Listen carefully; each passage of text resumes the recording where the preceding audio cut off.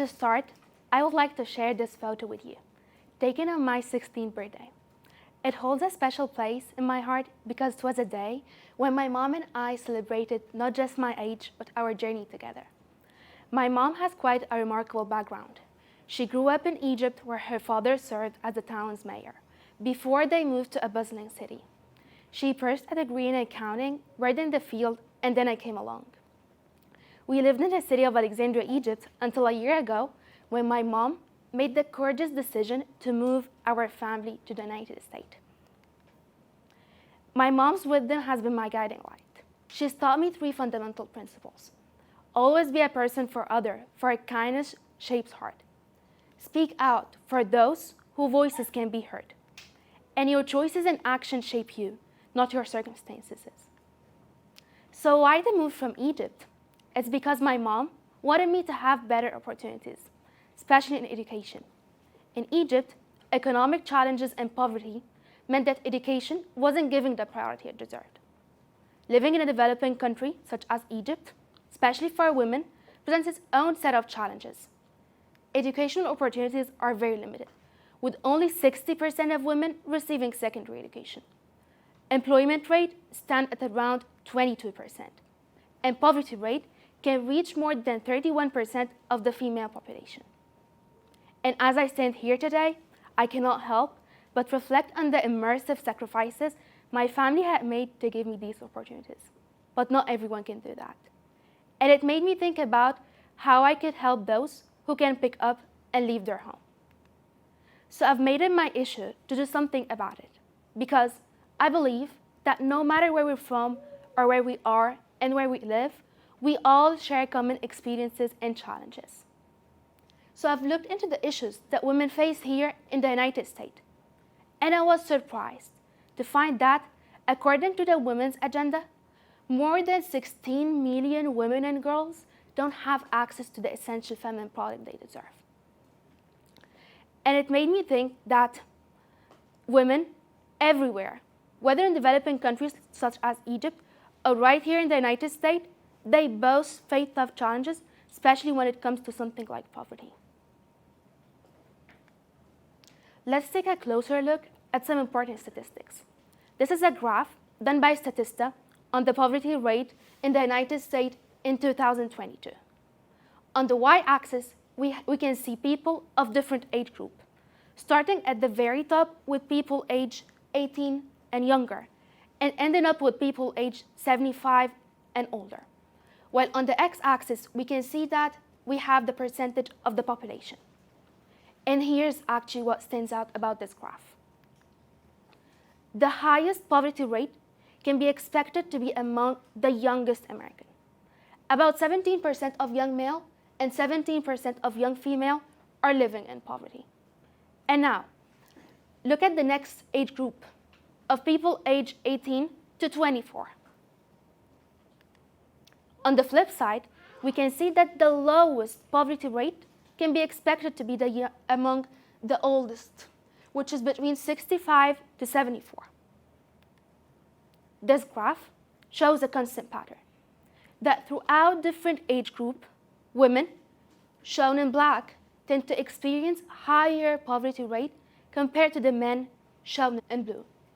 And this underscores the issue of supporting and addressing the economic well-being of women. Why? Because way more women are living in poverty. Now, let's shift our focus and imagine something else for a moment. Remember Hurricane Ian, one of the most powerful natural disasters, and it brought about destructive winds and heavy rainfall, causing extensive damage and forcing people to leave their home. Imagine the number of houses that have been broken down and even washed away after the hurricane, leaving people in dire situations. While we witnessed tremendous support for areas like Florida after Hurricane Ian, unfortunately, the same level of help has never reached the women trapped in a cycle of poverty. They are lacking access to essentials such as water, shelter, and electricity. And these resources often seem out of reach due to a lack of assistance. Now, Imagine that on top of all of these challenges, there is still another layer of difficulty: period poverty, which is the lack of access to feminine hygiene products. Imagine that something as basic as what a woman needs every month is just out of reach due to a lack of assistance. And without help, the bridges to health are always going to be broken down. And it's a harsh reality that many women face, both in developing countries and right here in the United States. So what is exactly period poverty? It's about being unable to afford female essential products. Periods are already hard when you're at home, cozy, and secure. But what happens if you're living on the streets? And what happens when women can't afford essentials product? They are forced to resort to using items that are not the safe and healthy choice. And affording essential products for homeless women might be nearly impossible. But this is a topic that often goes unspoken about and unnoticed because it's so personal. So who is affected by this issue? It's not just a small group of people, but it's every woman who is living in homeless shelters, those struggling on the streets, and living in low-income families, where buying a period product might mean sacrificing essentials such as food. There are several organizations dedicated to providing the healthcare need for women, and they also provide essential products. Let me highlight some of them to you. We have Days for Girls International, and they produce washable and reusable feminine hygiene kits, and they serve around 50,000 women annually in the United States. Helping Women Period, and they distribute washable and reusable kits for women, and they also offer education, and they serve around 30,000 women annually in the United States. The Period Project, which is a project aimed at breaking down the stigma surrounding this issue, and they also provide education and healthcare need, and they serve around 20,000 women annually in the United States. And as I explore this issue, I see not just a problem, but it's an opportunity. It's a chance to live out the values my mother has instilled in me. It's about being there for those who need my support, and speaking out for those who often goes unheard, and proving that our action can make a real difference. And to help in my own way, I initiated a donation project aimed at collecting feminine hygiene products to be distributed among a very large population of women. But I didn't do it alone. Collaboration has been a key, and I've teamed up with two remarkable nonprofit organizations, Friends Indeed in Pasadena and Rosemary Castillo from the San Dimas chapter of the Rotary International.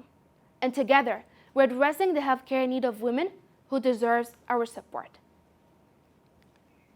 So far, I've engaged 300 participants across several communities, and I was able to collect 500 donations from people who wish to make a real difference.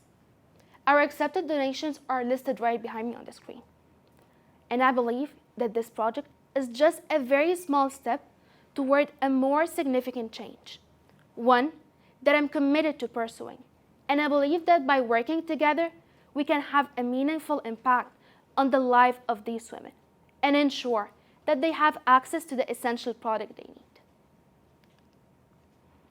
I'm committed to doing everything I can do to help, but I can do it alone, because now it's your turn and it's mine together. You hold the power to make a meaningful impact that will change many lives. So let's take this step together and make a real difference. It's so easy. Here are just 3 steps. Join the movement and choose to support women in need.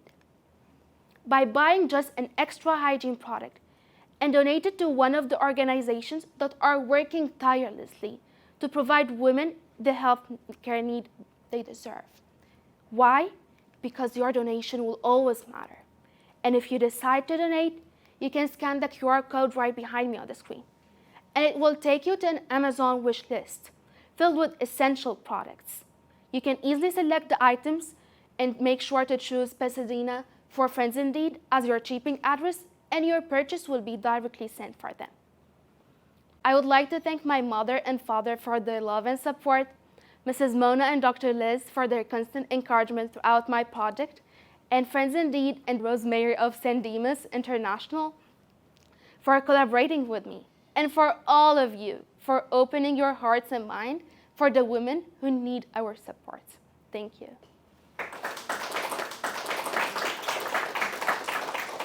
I feel like, personally, I feel like it's not an easy topic to talk about because there is a lot of stigma surrounding this issue. But what will happen if we just stay always silent? Like in my country, they would say you should stay silent because we don't have the right to talk. But what then would happen? Are we ever going to be able to reach the women who actually need the help? Yeah, so that's what encouraged me, to do something about it. Because if we stay silent for life, then these women will continue suffering and no one is going to help them ever. Yeah, so I'm actually interested in becoming a gynecologist because I've always dreamed of becoming a doctor, but now I feel like this project have fueled me to have more interest in the women's health, and now I feel like my next steps should be pursuing a career in medicine, specifically in the field of the women's health, because I want to be part of a new treatment, a new fertility treatment that would help women realize their most desirable aspirations of becoming mothers. Okay, so I was surprised at the generosity and kindness of people that actually want to make a difference, and at the amount of donations I have received. I remember that I started receiving anonymous boxes from Amazon filled with essential products, and I don't even know who are the senders. So I felt like this moment truly touched my heart, and I realized that, oh, there's so many people who actually want to help. They want to have a positive impact on the life of women. Thank you. Yeah.